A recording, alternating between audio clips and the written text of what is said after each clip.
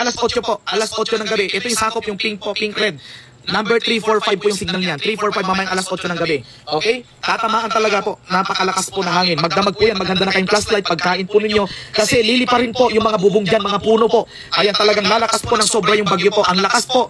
Yung diameter ng bagyo is 800 kilometers. Kaya nga po kahit yung part ng Luzon, NCR, Calabarzon lang po, yung pong papunta yung bagyo, pati po Visayas, Mindanao is affected po talaga sa lawak po ng diameter po ng bagyo. Ang lawak po. Mapapansin nyo po dito. Mapapansin nyo po dito yung pink po, pink red. Yan po yung talagang tatama ng grabe. Signal number 345 po yan. Ito pong nakikita nyo pong yellow. Ito po yung heavy rain po, heavy rain.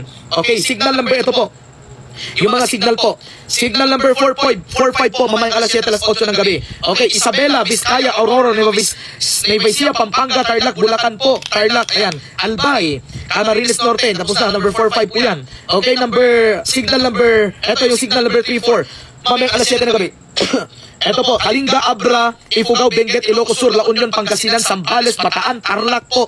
Ayan, 34 po yan, 34. Mamayang alas 7, alas 8 ng gabi. Okay, signal number 34, mamaya po ito. Metro Manila, Cavite, Batangas, Rizal, Laguna, rest of Quezon, Marinduque, rest of Albay, Sorsogon, Ticao, ayan, Burias Island po, and Northern Samar po.